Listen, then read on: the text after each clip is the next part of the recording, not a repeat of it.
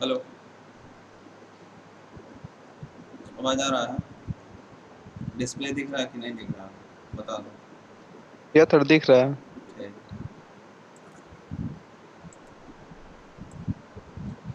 Attendance आप लोग उसी तरीके से भेज दीजिएगा, मैसेज के थ्रू। Yes sir. यस। देखो, जो हम लोग का ये था कि कल रिवाइज चल रहा था, रिवाइज में हम लोग जान रहे थे कि क्या था, बाकी की सारी चीज़ें क्लियर हो गई थी, कुछ पार्ट बाकी था, सोचा कि वो भी कंप्लीट कर दूं। तो देखो, जो पार्टिकुलर्स मैटर है आपके, ठीक, कैसे ये होते हैं ये मैंने बता रखा था कि जैसे ये ह्यूमन हेयर थ्रेड है, इंसान के बाल जो होते हैं आपके, वो इस तरीके से आपको दिख रहे हैं, ठीक है। अब इसी में क्या होता है कि पार्टिकुलेट्स मैटर फंसे होते हैं, क्योंकि ऊपर का पतला हो जाता है, नीचे का ये जैसे रहता है सरफेस मोटा रहता है, तो जिस हिसाब से हमको दिख रहा है जिसका ये है, तो यहाँ पे मैंने एक चीज इंडिकेट किया था कि यहाँ पे देखो माइक्रॉन्स के बारे में बात हो रहा, माइक्रॉन्स के डायमीटर का, ठीक है। तो माइक्रॉन्स के डायमीटर का अगर मिडिल एज की बात करें तो मिडिल मिडिल मिडिल थ्रेड में क्या है कि 50 से 70 माइक्रॉन होते हैं। ये याद करने वाली चीजें, आराम से याद हो जाएगा, 50 से 70 का बस नाम लेना है। उसके बाद अगर हम और नीचे आते हैं तो जो पार्टिकुलेट्स मैटर है, पार्टिकुलेट्स मैटर जो 10 पीएम का है, ठीक है, जो डस्ट पोलन और मोल्ड एक्सेट्रा कई सारी चीजें होती है, उसके अंदर भी जो छोटा जो हम पढ़ते हैं 2.5 वाला, वो कंपाउंड मेटल के छोटे छोटे टुकड़े होते हैं। तो इसके अंदर ये जो दिख रहा बबल, इसके अंदर फंसे रहते हैं। तो पार्टिकुलेट्स मैटर तुम लोग जान ही चुके हो कि क्या है और किस तरीके से काम कर रहा है, इनके बारे में तुम पढ़ ही चुके हो। अब आगे बढ़ते हैं कि जो मीडियम की मैं बात कर रहा था कि जैसे नेचुरल होता है और मैन मेड होता है, तो ये तो तुम्हारे ऊपर है कि तुम क्या लिख रहे हो। जैसे इंडस्ट्री लिख रहे हो, ट्रैफिक लिख रहे हो, डोमेस्टिक लिख रहे हो, तो ये पॉल्यूशन का ये एक तरीके से वो दिखा रहा है। लेकिन कहने को क्या है कि यहाँ पे अगर इसको ट्रीट की बात करोगे तो क्या आएगा तुम्हारे पास, प्राइमरी आएगा और सेकेंडरी आएगा। दो तरह के पॉल्यूटेंट होते हैं, मतलब पॉल्यूशन जो, हाँ, दो तरीके के तुम्हारे पॉल्यूशन बनेंगे, प्राइमरी बनेगा और सेकेंडरी बनेगा। ये तो एक मेन हो गया कि हाँ, मैन मेड और नेचर मेड के थ्रू दोनों आपस में कंबाइन होंगे और तब जाकर के नीचे आएगा प्राइमरी और सेकेंडरी, ठीक है। अभी इसके अंदर में क्या जुड़ जाएगा, तुम्हारा साइकिल पीरियड जुड़ जाएगा। क्या है कि साइकिल होता रहेगा, ठीक है, साइकिल पीरियड इसमें ऐड हो जाएगा। तो ये सारी चीजें होती हैं। अब क्या है कि प्राइमरी पॉल्यूटेंट्स कितना खतरनाक है और सेकेंडरी पॉल्यूटेंट्स कितना खतरनाक है, ये आपको देखना होगा। अपने लैंग्वेज में जो भी आपको समझ में आ रहा है उस हिसाब से आप लोग देंगे, ठीक है। अब इंडस्ट्री में क्या क्या बढ़ जाता है, किस तरीके से बढ़ता है, ये भी जान चुके हो, वो इसमें दो राय नहीं है, ठीक है। ट्रैफिक देखो, यहाँ पे ट्रैफिक लिखा हुआ है ना, ट्रैफिक में क्या लिखा हुआ है, सेफ बस प्लान, जबकि यहाँ पे जो ट्रैफिक है वो ट्रैफिक नहीं होना चाहिए था। यहाँ पे क्या होना चाहिए था, ट्रांसपोर्टेशन होना चाहिए था। इसीलिए मैंने यहाँ पे लिखा था कि ट्रैफिक से तुम लोग कभी आगे अगर फ्यूचर में अगर पढ़ रहे हो तो ये चीज़ें समझ में आ जाएगी, तुम्हें ट्रैफिक लिखना है कि क्या लिखना है। तो ये चीज़ों को स्पष्ट रूप से तुम्हें पता चल गया है कि हाँ, वहाँ पे ट्रैफिक ना हो करके क्या होता, तुम्हारा ट्रांसपोर्टेशन इमिशन होता। तब समझ में आता है कि हाँ, हमें यहाँ पे क्या लिखना था। उसके अंदर आता है प्लेन हो गया, बस हो गया और शिप्स हो गए। तो ये सारी चीज़ें होती हैं। इसी तरीके से अगर नेचर की बात अगर हम करें तो वॉल्केनो और फॉरेस्ट फायर होता है। क्लियर? आगे बढ़ते हैं, ये चीज़ें सारे पढ़ ही चुके हो। अब इसमें एक आता है कि मेजर प्रॉब्लम क्या होता है और माइनर प्रॉब्लम क्या होता है। मेजर प्रॉब्लम, जिस मेजर प्रॉब्लम या मेजर पॉल्यूटेंट्स की बात कर रहे हैं, पॉल्यूटेंट्स मैंने बताया ऐसी चीज़ जिससे पॉल्यूशन बढ़ती है। तो देखो क्या है, इंडस्ट्री के कई सारे हैं, जैसे पावर प्लांट हो गया, फिर ये शिप्स हो गए, बस हो गए, कई सारी चीज़ें हैं जो कि तुम अब जान चुके हो। इसमें भी कोई फंसने वाली चीज़ें नहीं है। कोई डाउट हो तो पूछते चलना। आगे बढ़ते हैं, अगर इंडस्ट्री की अगर हम बात करें तो इंडस्ट्री में क्या होता है, जाहिर सी बात है, कार्बन मोनोऑक्साइड मिल जाता है हमको। सल्फर अब पढ़ ही चुके हो, सल्फर डाइऑक्साइड किस तरीके से हो रहा है, नाइट्रोजन डाइऑक्साइड, और प्लस क्या बोनस के रूप में तुमको क्या मिला इंडस्ट्री एरिया में, पार्टिकुलेट्स मैटर।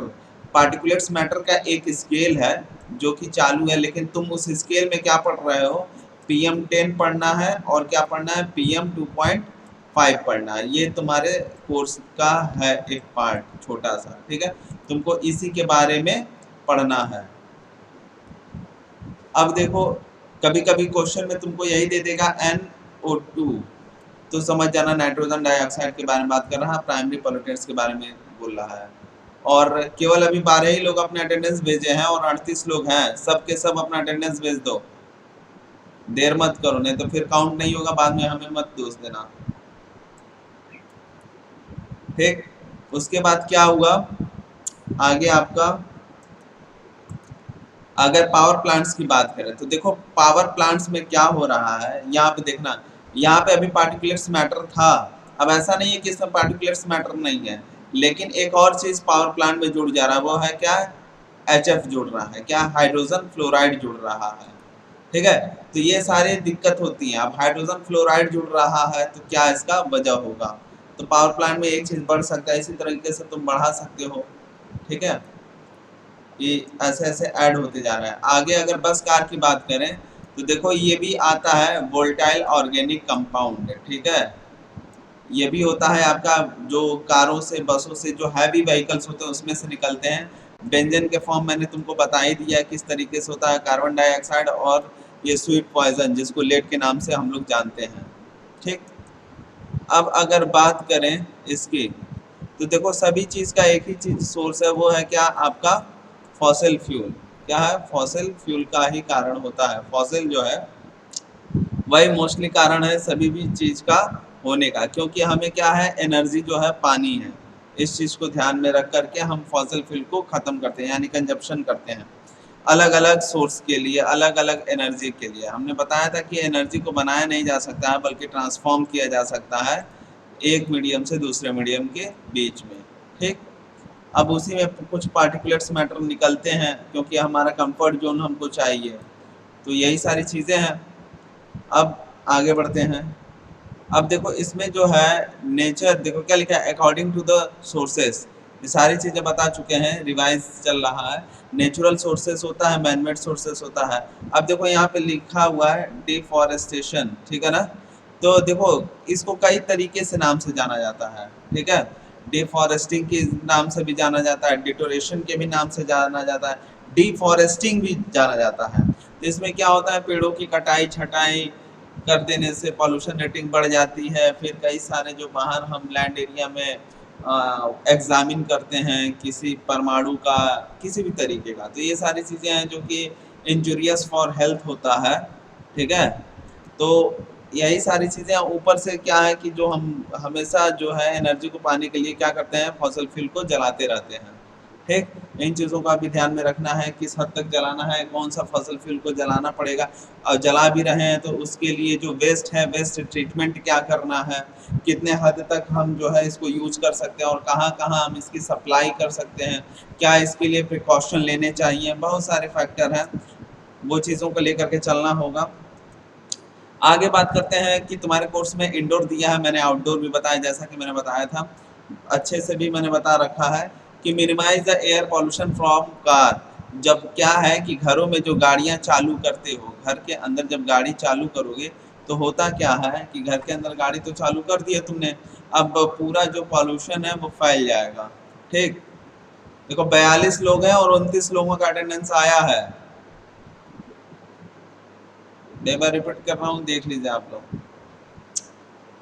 अब मिनिमम एयर पॉल्यूशन में क्या करना रहता है कि जो घरों के अंदर व्हीकल्स है उसको कभी स्टार्ट ना करें, इसीलिए जो जहाँ गाड़ी खड़ा किया जाता है वहाँ पे हम लोग अलग से इसको रखते हैं, अलग चैम्बर बनाते हैं ताकि वो सही रूप से गैस को निकाला जा सके और घरों के अंदर गैस ना आए। ठीक है, वॉक बाइक पब्लिक, देखो यहाँ पे पब्लिक ट्रांसपोर्ट की बात हो रही है, पब्लिक ट्रांसपोर्ट, ठीक है, वही ट्रांसपोर्टेशन। एनर्जी को किस तरीके से सेव करना है, सोलर पैनल्स का यूज़ करना है, एक्सेट्रा एक्सेट्रा, तो इस तरीके से जो है हमें यूज़ करना। फिर क्या है, मेंटेन वुड स्टोव, जो भी हम लकड़ी का कुछ भी चलाते हैं, ठीक है, या कोई स्टोव यूज़ करते हैं या केरोसिन का यूज़ करते हैं, तो क्या उसके लिए होना चाहिए। फिर क्या है कि रिसाइकिल करना चाहिए, या रिसाइकिल करें और उसके बाद से जो रिसाइकिल हुआ प्रोडक्ट है उसको परचेस करें। ठीक है, तो उससे क्या होती है कि सारी चीज़ें सही हो जाती हैं। अब देखो जो लोकल ईट होता है और ऑर्गेनिक प्रोड्यूस होता है, ठीक है, वो कम कर देता है इस रेशियो को, तो यही सारी चीज़ें हैं। आउटडोर में देखो ये बता रहा है कि आउटडोर में, ये नहीं कह रहा है कि इसके कारण है, ये केवल इस चीज पे बात कर रहा है कि आउटडोर में क्या क्या दिक्कतें हो सकती हैं या नहीं हो सकती है, क्या करना चाहिए क्या नहीं करना चाहिए, उन सभी का समावेश में यहाँ पे मिला हुआ है। लेकिन अगर आउटडोर पॉल्यूशन या इंडोर पॉल्यूशन की बात करेगा तो तब तुम उस पे प्रदूषण के ऊपर बात करोगे। इंडोर के ऊपर क्या है, देखो यहाँ पे बता रहा है कि क्या करने से नहीं हो सकता है। देखो, keep air purify indoor plants, आप ऐसे पौधे लगाइए जो घर को प्यूरिफाई कर दें, ठीक है। घरों के खिड़कियों को खोल करके रखे रहें या जहाँ का भी है, नेचुरल प्रोडक्ट्स को यूज़ करना चाहिए, इसेंशियल ऑयल्स जो है उसको यूज़ करें, ठीक है। अब क्या है, टेस्ट करना चाहिए जितने भी रेडॉन घर में है, घर के अंदर स्मोक कभी नहीं करना चाहिए, घर के या किसी भी ऑफिस में नहीं स्मोक करना चाहिए, ठीक है। कि जो ह्यूमिडिटी है वहाँ लो रखना चाहिए, वैक्यूम क्लीन को हमेशा फिल्टर के तौर पे यूज़ करना चाहिए, डस्ट पार्टिकल्स को हमेशा रिमूव करना चाहिए, वहाँ से एयर को प्यूरिफाई करके यूज़ करना चाहिए। तो यही सारी चीज़ें जो इंडोर में लेंगे तो कुछ इंडोर का जो अंदर का पॉल्यूशन रहेगा वो कुछ रिड्यूस हो सकता है, ठीक। अब इसी तरीके से अगर बढ़े तो एयर पॉल्यूशन की अगर मेजर प्रॉब्लम बात करें तो बहुत सारे कारण आप दे सकते हो। अब तो इतना पढ़ लियो कि जो भी वजह लिखना चाहोगे परफेक्टली मुझे लगता है कि तुम लोग लिख लोगे कि मेजर कारण जो है इसका क्या है, ठीक है। तब भी उसके बावजूद भी तुम उसमें कुछ एग्जाम्पल रख सकते हो कि अगर ये बढ़ता रहा तो ओजोन लेयर में छेद हो जाएगा, अम्ल वर्षा हो सकती है या कॉस्मिक रे डायरेक्टली हमारे अर्थ सरफेस पे आ सकते हैं। कई सारे वजह तुम उस पर अब डाल सकते हो, इतना तो तुम्हें जानकारी हो चुकी है। अब क्या है, ओजोन लेयर के बारे में मैंने यहाँ पे कुछ बताया है, पहले भी बता रखा था कि ओजोन लेयर है तुम्हारा 20 से 50 किलोमीटर अर्थ सरफेस है, यहाँ पे ध्यान देना, अर्थ सरफेस है। सी लेवल की बात यहाँ पे नहीं हुई है, मैंने दो चीजें तुमको बताया था कि सी लेवल अलग होगा, अर्थ सरफेस अलग होगा, ठीक है। तो अर्थ सरफेस से 20 से 50 किलोमीटर के बीच में तुमको ओजोन लेयर जो है एटमॉस्फेयर में मिल जाएगा। अब देखो यहाँ पे स्ट्रेटोस्फेयर, ये जो कह रहा हाइट जो है 20 से 50 के बीच में लाई करेगा, compressive ozone layer etcetera etcetera, जितने भी वोल्टाइल, वोल्टाइल का मतलब ये हो गया कि जो नीचे से ऊपर की तरफ गैस बढ़ रही है जिनका हम सेपरेशन नहीं कर पा रहे हैं, ठीक है, वो वोल्टाइल हो गया।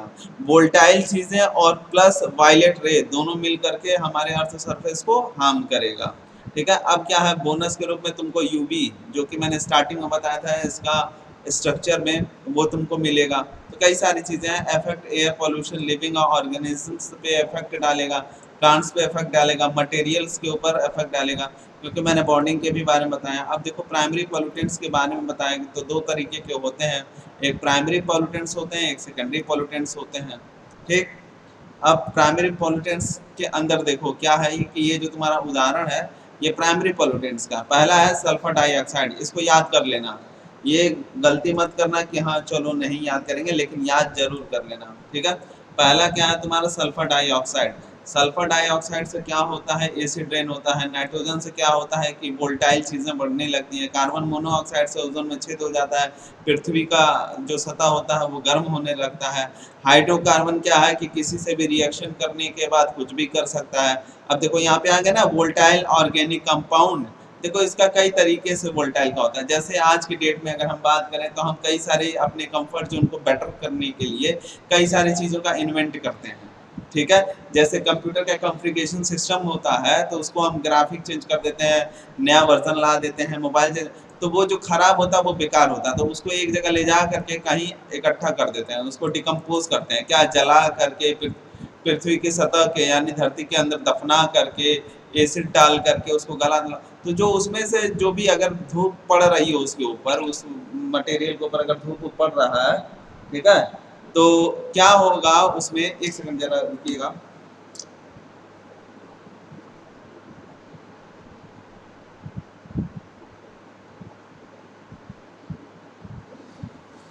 ठीक है, उसके बाद क्या होगा, जो भी इसके गैसेस होते हैं, ठीक है, वहाँ पे रिएक्शन करेगा, निकलेगा। तो इन चीज़ों का ध्यान देना है। मैं आज से लगभग 2 साल पहले की मैं बात करूँ, 2 ढाई साल पहले की बात करूँ, तो मैं इन्वायरमेंट में ही था। कुछ पोर्शन में देख रहा था लखनऊ का, मतलब नगर निगम में एलडीए में का प्रोजेक्ट था इको ग्रीन करके।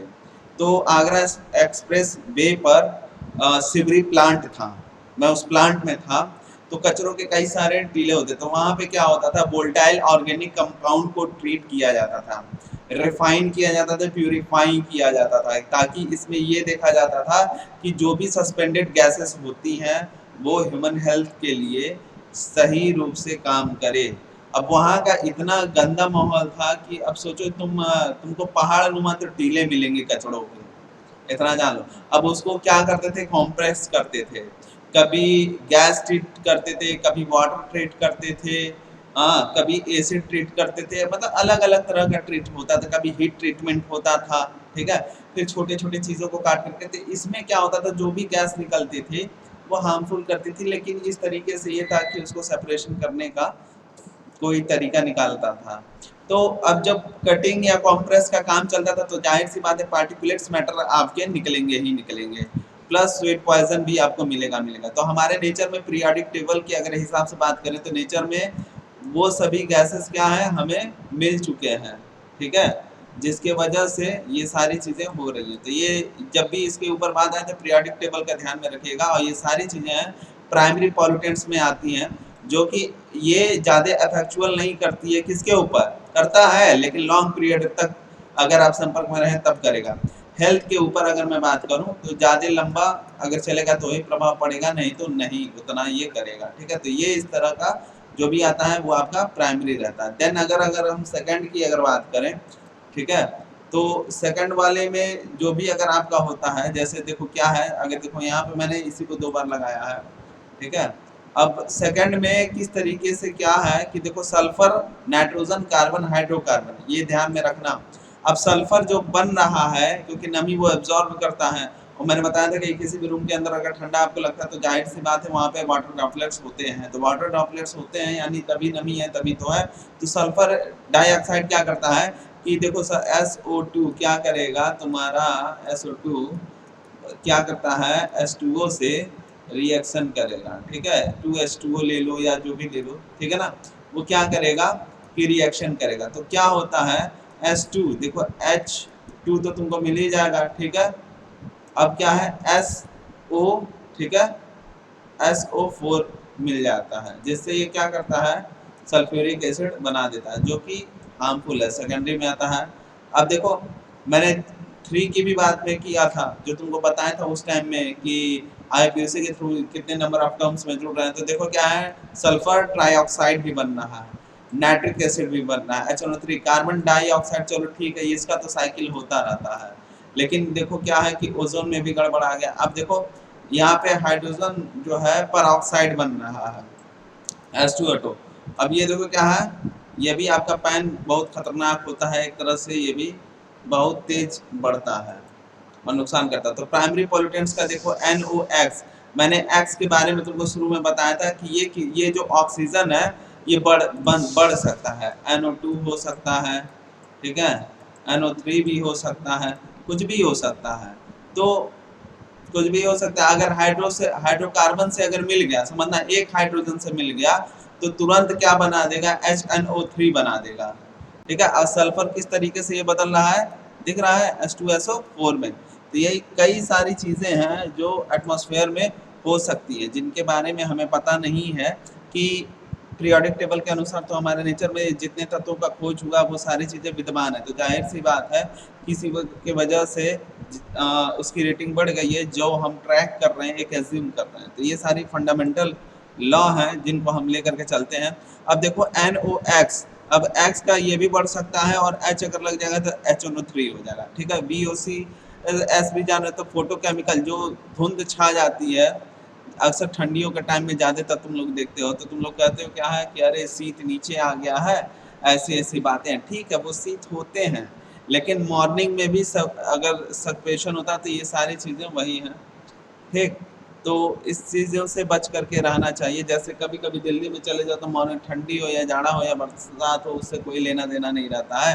अगर हिली में हो तो वो तुम्हें धुंध तुमको मिलेगा, सांस लेने में दिक्कत होगा, तो जाहिर सी बात है वो शीत नहीं होता है, शीत दूसरा होता है। तो ये तरीके का फोटोकेमिकल ही होता है एक तरह का वो, ठीक है। एसिड रेन का कारण जान ही चुके हो, HNO3 और H2SO4, ये जो SO2 और NOx से थ्रू होता है। ग्लोबल वार्मिंग का कारण देखो क्या क्या हो सकता है, NOx होता है, O3 होता है, CO2 होता है और तुम्हारा H2O होता है, जो कि पृथ्वी की सतह को गर्म करने के लिए होता है। पीएच वैल्यू भी जान चुके हैं, कल मैंने बताया था कि एसिडिक और ये और एल्केलाइन, ठीक, कैसे परफॉर्म करते हैं। कोई दिक्कत होगा तुरंत पूछना हमसे, ठीक। अब अगर बात करते हैं हाइड्रोकार्बन के बारे में, जो मैं तुम लोगों को बता रहा था कि हाँ ये चीज़ें देख लो, इस तरीके की चीज़ें हमेशा होती है। तो जो मैं बात कर रहा था हाइड्रोकार्बन या किसी भी चीज़ का कार्बन का बात मतलब, तो एलिफेटिक होता है और एरोमेटिक होता है। हम लोग पढ़ते क्या है, एलिफेटिक के अंदर पढ़ते हैं। एलिफेटिक के अंदर क्या है, अल्केलेन्स, ठीक है ना, और एल्केनेज और एल्काइंस आपको मिलते हैं। तो देखो अब इसके अंदर जो परफॉर्म होता है वो क्लोज का होता है और ओपन का होता है। तो अगर मैं बैक जाऊं तो तुम ये देखोगे बैक में कि ये जो एसिड रेन हो रही है, ये एसिडिक के स्केल में अगर ये आ रहा है तो देखो कितना 0.1 का ही अंतर होगा। अब बेंजेन है कि क्या है, ये तो उसके रिएक्शन के ऊपर डिपेंड कर रहा है। तो जो नॉर्मल आपका रेन है उसका पीएच वैल्यू इतना है, लेकिन अगर एसिड रेन होगा तो इसका एक पीएच वैल्यू घट जाएगा। तो ये चीज़ों को ध्यान में रखना है। तो देखो जो मैं बता रहा था, ये देखो C3H2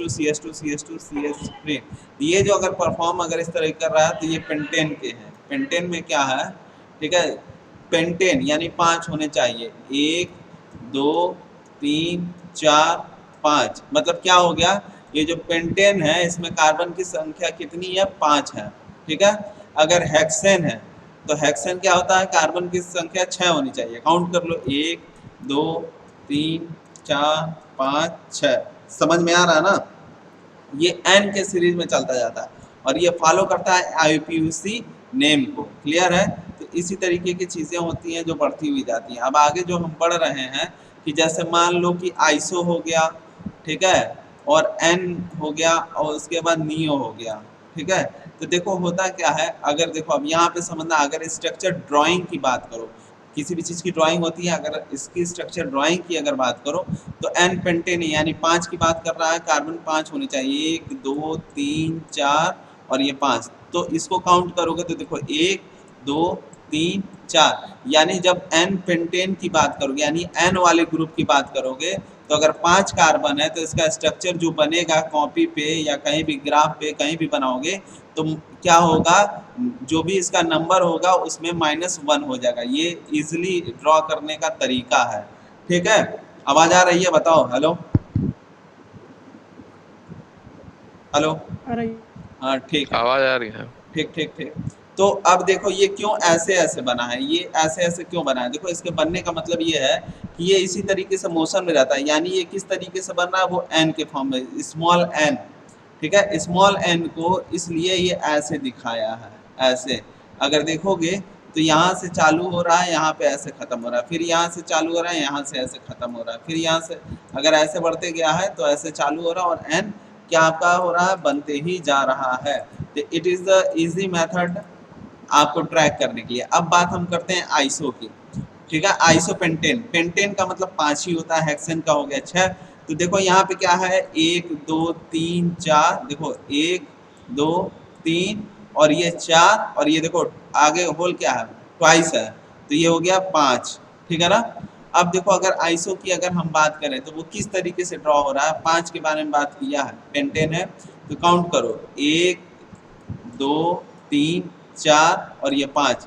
मतलब अगर ये 5 है तो पांचों का 5 दिखेगा। लेकिन आइसो का मतलब क्या होता है, आइसो क्या करता है कि तीनों कोऑर्डिनेट को लाई करता है, यानी जो इसका ग्राफ बनता है ये एक्स और वाई और ये क्या है, या तो इधर ले जाओ जेड को या तो नीचे ले आओ जेड को, ठीक है। तो ये कैसे बनता है, इसी को हम करते हैं आइसो। इनके बीच में वाकई इनके बीच में या तो 90 डिग्री बनेगा और या तो इनके बीच में 45 डिग्री बनेगा। ये 100% सही है, ऐसा नहीं है कि ये बदल जाएगा, इसीलिए इसको आइसो नाम दिया गया।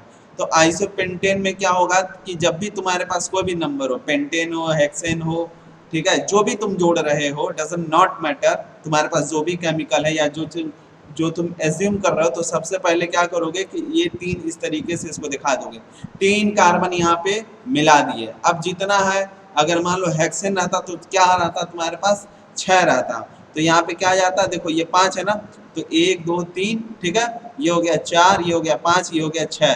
तो ऐसे ये जाता। अब ध्यान रखना, अगर समझना, अगर ये ऊपर के तरफ, मैं बता रहा हूं समझो इस बात को ध्यान से, अगर ये ऊपर के तरफ आ रहा है तो ये जान लेना कि ये जो है ओपन वाला है और ये क्रियाशील है, एक्टिव है, ये किसी से भी अभी बॉन्डिंग बना सकता है, क्योंकि जिसका नीचे की तरफ फेस रहेगा, ठीक है, वो बॉन्डिंग नहीं बनाएगा उसके कंपेयर में जिसका ऊपर की तरफ फेस रहेगा। मतलब बना सकता है लेकिन कम।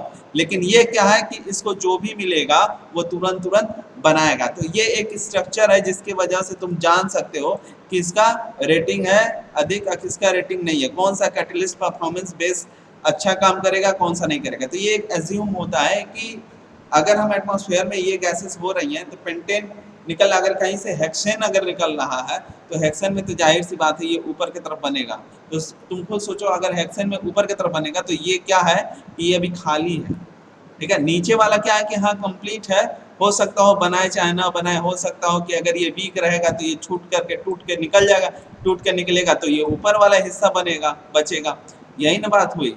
तो आखिर आ रहा कहाँ, ऊपर ही तो आ रहा है। तो ये क्या होता है, ऊपर वाली चीजें काफी रिएक्शन होती है। अब अगर बात करें नियो की, देखो कभी कभी इसको एन को ही नियो हम मान लेते हैं, कभी कभी मान लेते हैं। उसका कारण क्या है कि जब ट्वाइस थ्राइस, ठीक है, इसमें चलता है तो हमको लेना पड़ता है। तो यहाँ का क्या होता है कि डबल लेकर के चलते हैं। इसमें भी तुम्हारा वही काम करता है जो ऊपर पड़े हो, जैसे 1 2 3 4 है। तो यहाँ पे भी अगर तुम्हारा पेंटेन की बात कर रहा है, ये पेंटेन की बात कर रहा है नियो का, तो सबसे बड़ी बात है नियो में क्या है कि देखो ये क्या करेगा, ऐसे एन नहीं बनाता, ये जैसे स्टार की तरह रहता उस तरीके से करता है। नियो का मतलब अगर देखो तो स्टार ही होता है, जो कि ग्रीक भाषा में कभी कभी हम लोग प्रेजेंट करते हैं नियो के लिए तारा, ठीक है। तो ये क्या होता है, तारा स्टार की तरह ये बनाता है ऐसे में, ठीक है, ये चीज रहता है। तो अगर देखो यहाँ पे हेक्सेन रहता तो तुम्हारा एक ये ऐसे बढ़ जाता, कहीं भी बढ़ सकता था, कोई फिक्स नहीं है, या तो यहाँ से भी बढ़ सकता था, ठीक है, और नहीं तो चाहता तो क्या कहते हैं यहीं से ऊपर की तरफ ऐसे बढ़ जाता, मतलब ये वाली पोर्शन है यहाँ से भी ऐसे हो सकता था। तो डिपेंड करता है। तो ये चीज़ें तुम समझ गए हो। और ये देखो अपने पेपर में एकदम जो है इसको बना करके आना, क्योंकि देखो बहुत अच्छे तरीके से मैं बताया हूँ, ऐसा मैं कुछ नहीं चाहता हूँ कि तुम लोग कुछ छूटे तुम लोगों से, ठीक है। सारी चीज़ें जितना पढ़े हो वो सारी चीज़ें लिख करके आना। अब अगर बात करें इंडेक्स की, ठीक है, जो कि यूनिट का पार्ट 1 है, देखो ये रियल में ही इंडेक्स है और इसी तरीके से इंडेक्स का परफॉर्मेंस होता है और ये इंडेक्स इसी तरीके से काम करता है। देखो सर्व, सर्व की अगर बात करूं तो सर्व इसी कलर में प्रेजेंट होता है, वेरी पुअर इस कलर में होता है, पुअर इस तरह से, मॉडरेट इस तरीके से, सेटिस्फैक्ट्री इस कंडीशन में और गुड इस तरीके से रिप्रेजेंट करता है। अब देखो क्या है, आई लो आई हाई है, सी लो सी हाई है, तो ये याद कर लेना, ठीक है। ए क्यू आई का मतलब क्या होता है, एयर क्वालिटी इंडेक्स, ध्यान में रखना, A Q I air quality index. इसमें रेंज को स्थापित करते हैं, 2 होता है, या तो हाई होता है या तो लो होता है। अब याद कर लेना कि सी का अगर बात होगा तो 10 पीएम का होगा, ठीक है। और यहाँ पे बात करोगे कि जैसे सी में ये है तो वो भी अगर 24 घंटे के लिए ये इसका दिया जा रहा है, ठीक है। और 2.5 अगर पार्टिकुलेट्स मैटर है 24 घंटे के लिए तो उसमें भी सी ही यूज करोगे। तो यानी जितने भी गैस हैं जो पार्टिकुलेट्स मैटर के लगभग लगभग सॉल्व होते हैं उनको किससे शो करना रहता है, सी से शो करना रहता है। और यहाँ पे एक स्केल है, ठीक है ना, उसी हिसाब से चलता है, ठीक। अब इस चीज को याद कर लेना। और ये रेंज होती है, इसको याद करने का सबसे इजी तरीका भी मैं बता दे रहा हूँ। जैसे 0 50 0 50 0 50 आ रहा है तो देखो ऐसे बनेगा 50, फिर देखो इसमें 50 जोड़ दो, फिर इसमें जब ये 50 50 100 हो जाता है तो पुअर वाले में क्या करते हैं, सीधे 100 जोड़ते हैं, फिर 200 में 100 जोड़ते हैं, उसके बाद 130 जोड़ते हैं। ये लो का है ग्रेड। इसी तरह से ट्रैक कर लोगे तुम जब पढ़ोगे इसको ऐसे ही, तो तुमको पता चल जाएगा कि इसमें कितना जोड़ना है। तो एक याद करोगे सारी चीजें तुमको कंफर्म हो जाएंगी। वो लिख करके आना। अब तुम्हें पता है कि डस्ट पार्टिकल का कैसा कैसा रोल है जिसकी वजह से पार्टिकुलर्स मैटर परफॉर्म करते हैं। ये नेचर के थ्रू होता है, ठीक है। एक नेचर वाला हो गया तुम्हारा जो नेचर के थ्रू काम करता है, और दूसरा जो होता है मैन मेड वाला होता है। तो ये तो वाला क्या होता है कि साइकिल होता है, ये तो अपना कंप्लीट कर लेता है, उसका कोई इशू नहीं होता है, ठीक है, अगर हम उसमें छेड़खानी ना करें। अब बात जो कर रहे थे स्ट्रक्चर का, तो देखो ट्रोपोस्फेयर क्या 0 से 10 किलोमीटर होता है और फिर उसके बाद 50 किलोमीटर हो रहा है। जो ओजोन लेयर की बात कर रहे थे 20 से, वो अर्थ सरफेस सी लेवल, देखो यहाँ पे सी बना, सी से नहीं, वो अगर ये देखो ये ऊंचा है ना, ये अगर मान लो पहाड़ है तो यहाँ से क्या होगा, तो अलग अलग सरफेस का अलग अलग हाइट होगी, अलग अलग हाइट के हिसाब से अलग अलग ओजोन लेयर मिलेगा। तो ये जो तुमको ओजोन लेयर मिला है, देखो यहाँ पे दिखा दिया गया है, यही तुम्हारा क्या है, ओजोन लेयर है। तो इसी के बीच में मिलता है। अब देखो यहाँ पे तुमको याद करने की जरूरत है, इसका भी एनिमेशन मैंने बना रखा था, उस हिसाब से पढ़ लेना। ठीक है, अब देखो क्या है, ओजोन के ऊपर क्या आएगा, मिसोफेयर आएगा, जिसमें मीटियोराइट्स मिलते हैं, जहाँ पे तुमको मैंने बता दिया कि कितने तुम्हारे फ़ारेनहाइट हैं। ठीक है, और ये कोल्डेस्ट लेयर होता है। फिर मैंने बताया था कि मीसोफेयर के ऊपर थर्मोस्फेयर होता है, जहाँ पे गर्मी मिलता है, और जो सन से आती है कॉस्मिक रे, जैसे यूवी ए, यूवी बी और एक्स रे और एक्स रे, तो किस तरीके से यहाँ पे देखो ये पूरा पूरा चला गया जमीन पर, ये मोटे में आ रहा था, थर्मोस्फेयर से मिल करके टकरा करके ये इसकी फ्रीक्वेंसी कुछ कम हुई, और ये कि यूवी ए पूरा पूरा आया और पूरा पूरा रुक गया, यानी रिफ्लेक्ट कर गया। इस तरीके से तुम बना सकते हो। यहाँ पे तुमको चार्ट में मैंने शो कर दिया है कि इस तरीके से करना है। ठीक है, और एक सेकेंड रुक जाओ, हम जरा सा ले ले तुम लोग का अटेंडेंस।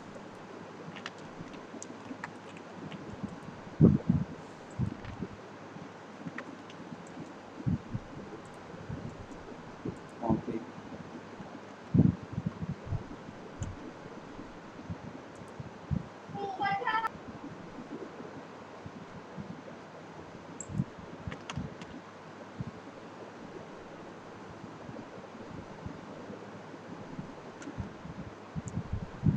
ठीक है, डिस्प्ले दिख रहा है ना, जल्दी बताओ, टाइम कम है। हेलो, क्लियर है। यस दिख रहा है। ठीक है, तो ये क्या है कि आपको इस तरीके से दिखेगा स्ट्रेटोस्फेयर और एक्सोस्फेयर। तो इसमें मैंने एक डायग्राम में शो कर दिया है। इवन तुम भी अगर इस तरह से बनाओगे तो मुझे पता है कि नंबर काफ़ी अच्छा मिलेगा। और एक्सोस्फेयर में तुम्हारे सैटेलाइट रन करते रहते हैं, और यहाँ पे थर्मोस्फेयर ईटीसी ईटीसी है, नाम से भी स्पष्ट होता है, बाकी रेंज लिख लेना। और देखो यहाँ पे इसके बारे में मैंने अलग से लिखा हुआ है, तुमको बाकी के स्लाइड्स और पीपीटी जो मैंने कर रखा है शेयर, वो भी मिल गया है, और तुम इससे पढ़ करके जो भी है बिटवीन अस में वो कर सकते हो। आगे बढ़ रहे हैं अनइक्वल हिट के लिए, क्योंकि अभी मेरा एक और लेक्चर होगा, उसमें भी इसको डिफाइन कर देंगे, लेकिन तब तक जितना हो रहा है उतना कवर कर रहे हैं। ठीक है, तो अभी क्या है कि अनइक्वल हिट पड़ती है। देखो सन के रेज है, लोग कहते हैं ना कि एक बराबर धूप पड़ रही है, ऐसा नहीं होता है, एक बराबर धूप नहीं होता है, अलग अलग हमारे फ्रिक्वेंसी होते हैं, अलग अलग क्लाउड के बनने का ये तरीका होता है, जो कि मैंने पहले भी बताया, उसका क्लाइमेट चेंज होता रहता है। ठीक है, अब ये कुछ इसमें स्ट्रक्चर है एटमॉस्फेयर का, ये तो बाबू बना करके आना, रट लो, चाहे जैसे करो चाहे तैसे करो, मुझे नहीं पता, लेकिन ये डायग्राम हमको चाहिए, और ये डायग्राम सबको बनाना आना चाहिए। क्योंकि अगर तुमने जो लिख रहे हो वो तो लिख ही रहे हो, लेकिन अगर ये डायग्राम अगर बना दिए तो तुमको नंबर जितना है पूरा का पूरा मिलेगा। बस फर्क इसमें इतना एक काम करना कि यहाँ पे एक डैश करके यहाँ पे किलोमीटर बस डाल देना, कौन से कितने किलोमीटर पे तुमको मिलता है, बस। बाकी ये सारी चीजें अगर लिख दिए तो मान के चलो कि अगर 10 नंबर का भी क्वेश्चन आ रहा ना, तो वो तुमको कम से कम कितना भी काटेगा, 9 नंबर से तो कम तो देगा ही नहीं, इतना मैं जानता हूँ, जो मैं जानता हूँ। ठीक है, अगर इस तरीके से सेम बना दिए तो।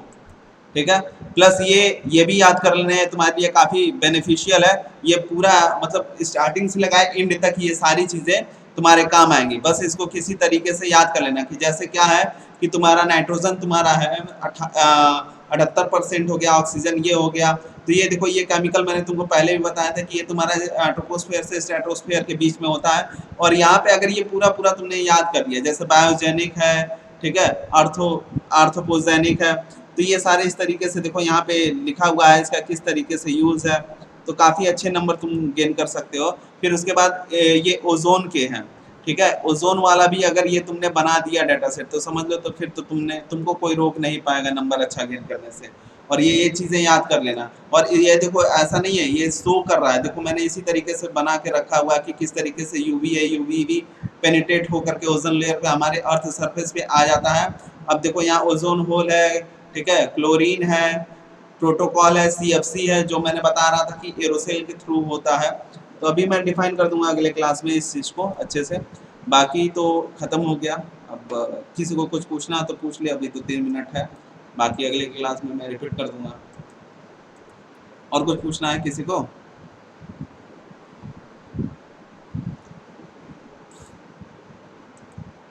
चलो ठीक है।